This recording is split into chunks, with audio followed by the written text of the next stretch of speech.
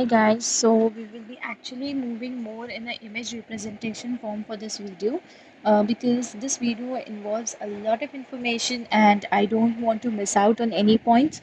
So we will start through this method and let's get started.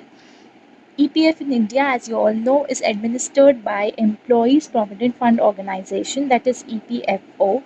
And before moving on with the withdrawal rules, I would first like to describe as to how and how much is the contribution made from your salary parts. So the contribution actually towards Provident Fund is divided into two parts. One is employee contribution and the other one being employer contribution. Uh, if you see the employee contribution, 12% of your salary, that is the basic plus the earner's allowance, actually counts for employee contribution.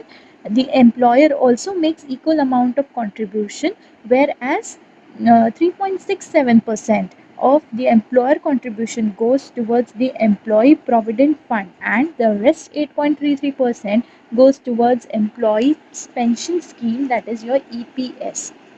If we talk about the withdrawal terms and conditions, there are basically three cases wherein actually you can withdraw your EPF. Number one, at the time of retirement, that is on or after 58 years of age.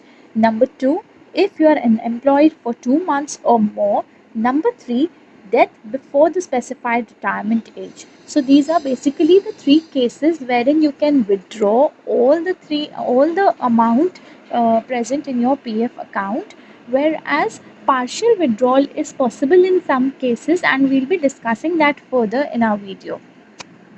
If we talk about the withdrawal rules, there are some basic conditions. Number one being Provident Fund can be withdrawn within 5 years of account opening and that becomes taxable. So even if you are withdrawing partial fund within 5 years, you will be taxed for that. Number two, it's not necessary to withdraw Provident Fund when you change your employer, as nowadays PF can be easily transferred online. So the PF office has already restored many of the processes in a digital form through its online portal, that is epfo.gov.in. You can find out the link in the description box below and you can always go there, register yourself through UAN and you can move ahead. As per the rules, one cannot withdraw Provident Fund balance of a job where you are currently working.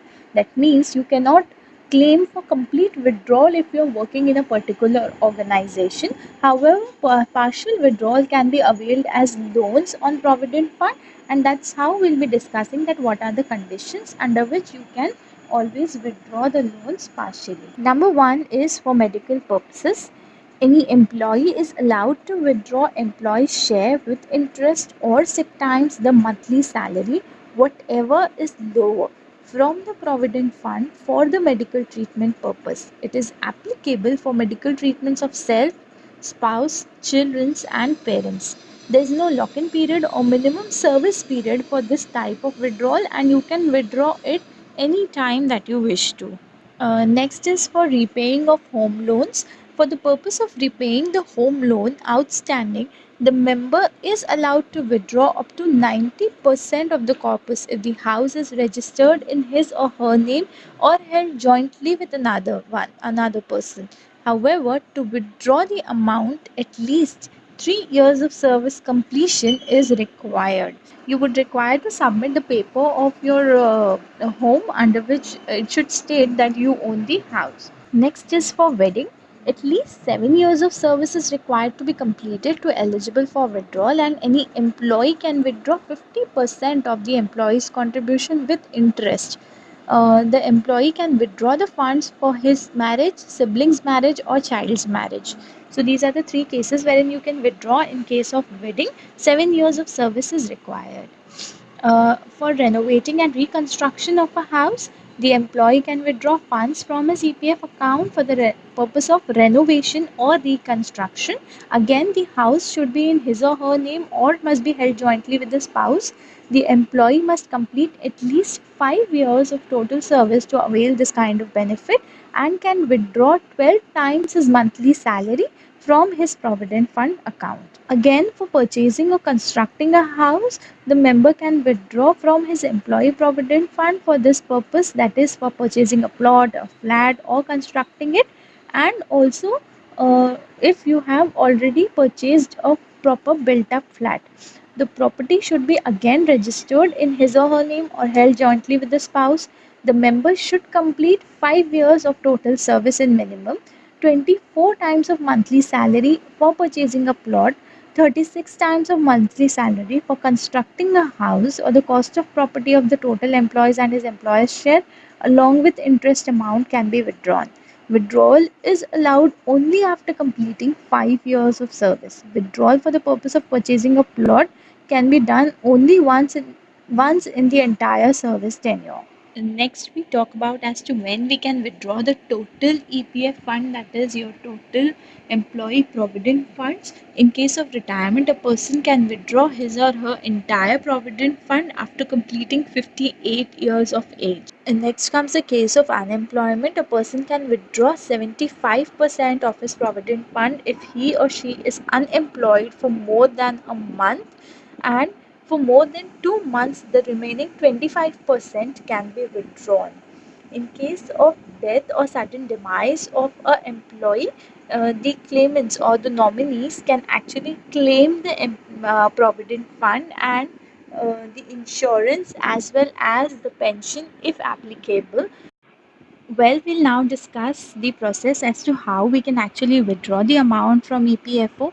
Earlier, there used to be so many processes, and the process used to be long enough. You need to fill different 4 types of form that included Form 20, Form 5IF, Form 10D, and Form 10C for different purposes. And right now, the process is much more simpler, and you do not require to actually fill so many forms. There is now one common form known as EPF Composite Claim Form that can be help to withdraw any kind of like provident fund in any kind of cases, and that's much better, I think, because right now the processes are much more easier. Earlier there used to be different forms, but right now you can actually just fill one composite claim form, and your all the benefits, that is your EPF, your insurance and monthly pension, can be uh, claimed through that single form itself. Now, if we talk about the process is still offline as well as online. If you have your UAN numbers, you can always go for online processes because they become faster and you don't have to run anywhere physically. Whereas, if you are still unaware about the UAN processes, I would request either you get enrolled for a UAN number, or else you can go physically also if you cannot do that. So these are the few things that are to be kept in mind. Well, it has been seen that sometimes in case of death of the member of the EPF, actually the nominees or the guardians are unable to process the money, and they are unaware that what are the schemes available and how to take benefit out of it. Well, you should always be aware that EPF offers your provident fund money, life insurance, as well as the monthly pension. The life insurance in EPF is known as EDLI scheme. And if you want me to discuss this EDLI scheme, we can do another time in a video. Please comment again if you want me to discuss the scheme. And the rest of it, like the pension money, also, if the employee is applicable, the pension again goes to the nominee or the guardian. If we talk about the documents required for the PF claiming, we require the death certificate of the employee, the joint photograph of all the claimants, date of birth of certificate of children claiming pension, then scheme certificate if something is applicable, and a copy of cancelled check or attested copy of the first page of the bank passbook in whichever account we need the money to be transferred. The link to the composite claim form for death cases is mentioned in the description box, and you can view that and download the form for further reference. So, friends, today we could cover most of the things, but still, if something is left, please do let me know in the comment box, and then I'll be back again with much more of information. And also, please do like our videos, share as much as you can, so that those who are unaware of these benefits, they can actually take the benefits at any point of time. Thank you for staying in touch with us.